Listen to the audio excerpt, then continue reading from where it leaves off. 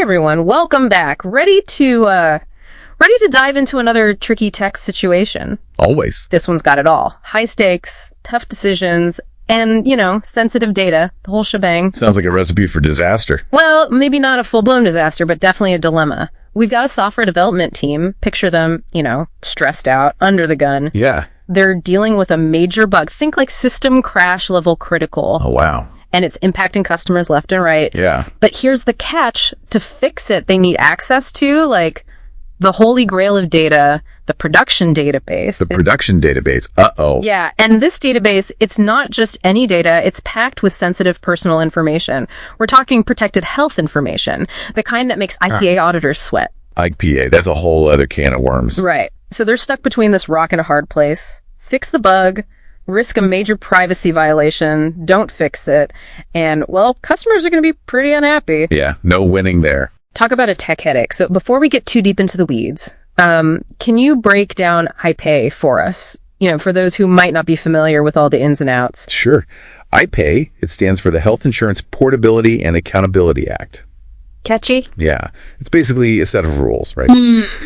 They are designed to protect patient health information, super sensitive stuff. Makes sense. And the consequences for violating HiPay, they're not pretty. We're talking hefty fines, legal battles, the whole 9 yards. Oof, yeah, nobody wants to deal with that. So this team, they're not just debugging code, they're navigating a legal minefield. Right. And our sources, they actually introduce us to some of the key players in this whole saga. Okay, let's meet the cast. So you've got the project manager, right? They're caught in the middle, trying to keep the customer happy while, wrangling the team and all the roadblocks. The classic middle management struggle. Totally. Then there's the DBA, the database administrator. Our sources call him Smith. He's the one responsible for keeping that sensitive data, under lock and key. Right. So he's probably not too keen on just handing over the keys to the kingdom. Exactly. He's understandably cautious, right?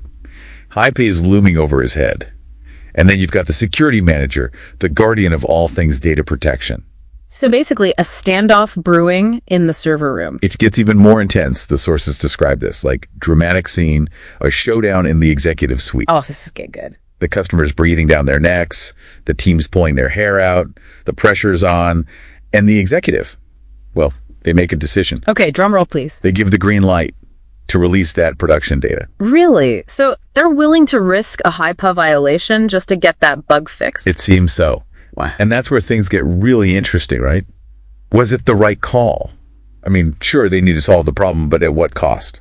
Yeah, tough call. It's like they're choosing between two bad options. It makes you wonder, are there other ways to handle this kind of situation? There might be. The sources actually point to a solution, a tool called Pdiver, developed by a company called HiFiData. Pdiver? Like diving into data. Yeah, kind of. They specialize in data privacy solutions. Okay, I'm intrigued. How does Pdiver work? Well, imagine the development team gets let's say a replica of the production data. A copy.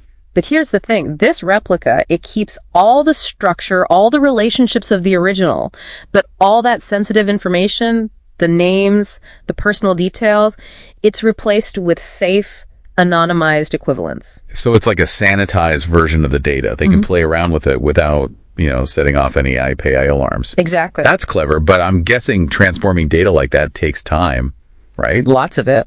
Not necessarily, and that's what's so cool about Pdiver. The sources describe it as a pretty efficient process. Oh, really? I got to hear more about this. How does it work? Okay, so first, the project manager, they create what's called a salt. A salt? Like what you put on your food? No, think of it like a secret code, right? Oh. It's this unique key used to encrypt and transform the data. Gotcha. So it's not just randomly scrambling everything. Nope. The salt makes sure that even though the data is anonymized, you can still link it back to the original if you absolutely need to. That's smart. Then the engineers, they pinpoint the specific data they need. Just the essential stuff. So they're not drowning in a sea of anonymized data. Exactly. And then the DBA, good old Smith, he sets up a separate secure database table. A safe space for the transformed data. Right. And that's where Pdiver comes in. It takes the original data, applies that salt we talked about, and boom, you have a safe to use anonymized copy. And this all happens quickly. According to our sources, Pdiver can do all of this in, get this, minutes. Minutes. That's incredible. Yeah. So the team can get to work almost immediately without putting any sensitive data at risk. Exactly. It's like having your cake and eating it too. I like the sound of that. It seems like Pdiver could be a game changer for any team struggling with this kind of data dilemma. Absolutely. It's a great example of how technology can help us find that sweet spot, where we can move fast without breaking things, especially when it comes to data privacy. This Pdiver definitely seems promising, but I'm also curious to explore those bigger picture questions you touched on earlier, like building a culture of data respect. It can't just be about having the right tools, right? You're absolutely right. It's about so much more than that. It's about mindset, awareness, and a whole lot of cultural shifts. Okay, I am ready to keep diving into this. This is getting really fascinating. Let's do it. It really makes you think, doesn't it? This whole case, it highlights this fundamental challenge. Yeah. Balancing the need to innovate, to be agile and move quickly with the responsibility, this huge responsibility to protect sensitive information. It's like walking a tightrope, right? Yeah. On one side, you got this drive to solve problems fast, to be super responsive to customers, push those boundaries. Right. But on the other side, there's this massive weight, this responsibility to safeguard the data, respect people's privacy, and uphold those ethical standards. It's a tough one. It is. And technology, the Pdiver tool we talked about, it can definitely help companies navigate this tricky landscape. Okay. But I think it's important to remember that technology alone, it's not a silver bullet. I hear you. We have to cultivate a culture, right? A culture of data awareness, of responsibility, and it has to be throughout the entire organization from the top down. Okay, so how do we do that? How do we move beyond just checking those compliance boxes, and create a culture where everyone really values and respects data? I think it starts with leadership, setting making data security a core value. Okay. Not just some afterthought, something you tack on at the end. Yeah, it's going to be baked in. Right. Yeah. And investing in training, giving people the resources and the knowledge they need to handle data responsibly. That makes sense, but let's be real. Even with the best intentions, people make mistakes, right? Systems, they have vulnerabilities. How do we build in that resilience, so that when things go wrong, and they will, the damage is minimized? That's where a solid incident response plan comes in. So it's not just about preventing breaches. It's also about being ready, being prepared to react fast when they do happen. That makes sense. Having clear protocols, for identifying, containing, and mitigating the impact of any data incident. So it's like a fire drill, but for data breaches. Exactly. Everyone knows what to do, who to call, how to minimize the fallout. And it's not just about the technical stuff. It's about communication too. Right? Yeah, for sure. Being transparent with the people affected, maintaining trust with customers and stakeholders. That's huge. So it's not a one-time fix. It's an ongoing thing. Right. A continuous cycle of learning, adapting, improving. You hit the nail on the head. And I think it requires a shift in mindset, a recognition that data, it's not just something to be exploited, it's a responsibility, something to be managed carefully. It makes you wonder, what if in that scenario we talked about, with the executive decision, what if they had just paused even for a second and thought about the bigger picture? Right. Could they have found a way to address that urgent customer issue, the bug? Yeah. And still stick to their commitment to data security? It's a good question. Maybe they would have considered other solutions, right? Like data masking or synthetic data generation. Oh, okay. Hold on. I'm not familiar with this. Can you unpack that a little bit? Sure. Data masking.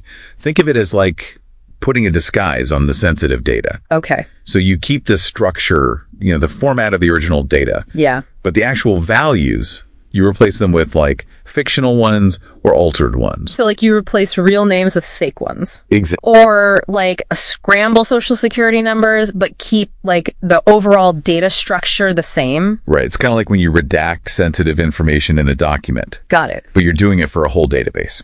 Okay. Makes sense. So what about synthetic data? Synthetic data goes a step further. You're not just masking real data. You're creating brand new data, artificial data. Wow. But it's designed to mimic the statistical properties of the original data set. So it's like a fake data set, but it acts like the real thing. How does that even work? It uses algorithms, and statistical models to analyze the patterns in the real data. Okay. And then it generates a new set that mirrors those characteristics. That's wild. So instead of messing with real production data and all the risks that come with it, right, developers can use these masked or synthetic data sets and still get the insights they need. Exactly. It's a way to de-risk the whole development and testing process without sacrificing the data's fidelity. It sounds like a win-win, right? Yeah. Speed and security. But like any tool, there are limitations. Data masking, for example. It might not work for every type of analysis. Okay. And synthetic data generation, well, it can be computationally intensive, Yeah. And you might need some specialized expertise to make it work. So you got to choose the right tool for the job, right? Yeah, absolutely. There's no one-size-fits-all when it comes to data security. It's about understanding the risks, exploring all the options, and making smart decisions. Decisions that balance the need for speed, with that responsibility. Exactly. And I think ultimately it comes back to that culture of data respect. Yeah. Building an environment where everyone gets it. Everyone understands how valuable data is, but also how vulnerable it can be. And making decisions with both the short-term and long-term impacts in mind. Exactly. Wow, this deep dive, it's really opened my eyes to how complex this issue is. It's not just about the technical stuff, it's cultural, it's about leadership, it's ethical. You got it. And it's a conversation that's only going to become more important as our world, relies more and more on data. So where do we go from here? What can our listeners take away from all of this, from this data dilemma deep dive? Well, I hope it sparks some reflection, Think about the data you handle in your work, in your personal life. Yeah. What are the risks? What are you doing to minimize those risks? Yeah. Are you striking that balance between access and security? And it's not just about following the rules, right? Right. It's about understanding why the rules exist in the first place. It's about being proactive, not just reacting when something goes wrong. And remembering that data security, it's not just a tech issue, it's a human issue. Absolutely. It's about the choices we make, the habits we build, the values we prioritize. It's about creating a world where data is treated with respect. This has been incredibly insightful, and I'm feeling, a little overwhelmed, to be honest, but also empowered. I want to be more mindful about data in my own life. That's great. Awareness is the first step. And for any of our listeners who want to explore this further, maybe learn more about specific solutions. Yeah, I definitely recommend checking out Pdiver and HiFiData. Their website, it's http://www.hifi-data.com. Okay. They have a ton of information on data privacy and security solutions. It's a great resource for anyone who wants to understand how technology can help us navigate this, this complex landscape. Awesome. We'll be sure to include that link in the show notes. It's amazing. We've been talking for a while now. Yeah. And I still feel like we've only scratched the surface of this whole data security thing. It's so vast. It is. It's constantly evolving. Yeah. There's always something new to consider. I mean, we've talked about the tech side of things, the culture, the leadership challenges. Right. But there's also the legal and regulatory stuff. Oh, don't even get me started on that. Right. And it never stays the same. It's always changing. And we can't forget about the actual people, the users. Oh, absolutely. Their data is at the heart of all of this. Yeah, but they often have the least control, They're the ones most affected by breaches, but it's they don't get much say in how their information is handled. It's a tough spot to be in, for sure. It raises some really important questions about data ownership, transparency. Yeah, totally. Do people have the right to know how their data is being used? Should they have more control over who can access it? These are big questions. Yeah. Society's still figuring this all out. And these questions are going to keep getting bigger, as technology keeps advancing. Right. And we just generate more and more data. It feels like we're at this crossroads where we got to make some tough choices about the future of data. We do. The choices we make now, they have a ripple effect, Are we going to choose convenience over privacy? Will we let data be used to manipulate people, exploit them? Or will we build a future where data is used responsibly, ethically, for the good of everyone? Those are some heavy questions. I don't know if I have the answers, but this whole deep dive, it's made me realize just how much is at stake. That's what we're hoping for, to spark that awareness, to get people thinking critically, asking those tough questions. So as we wrap up here, let me throw one more thought-provoking question out there to our listeners. Imagine you're in that executive's shoes, right? Yeah. You've got that pressure, that critical bug, sensitive data on the line. What would you do? Would you go for speed? Knowing the risks? Right. Would you try those other solutions, the data masking, the synthetic data? Would you maybe push back a little, advocate for a more cautious approach, even if it means a delay in fixing the problem. It's a tough call. It is. There's no easy answer. But it's a decision a lot of us might have to make someday. It's a good reminder that data security, it's not just about the technology, it's not just about policies, it's about us, it's about humans, and the choices we make. And those choices, they matter. They shape the world we live in, a world where data can be a force for good, or, it can be used to cause harm. Well, that's about all the time we have for today's deep dive. Thank you for joining us. I hope you found this journey into the world of data, all the dilemmas, the solutions, as fascinating as we did. Absolutely. It's been a great conversation. Remember, the future of data, it's in our hands. Let's make sure we handle it with care. Until next time, thanks for listening.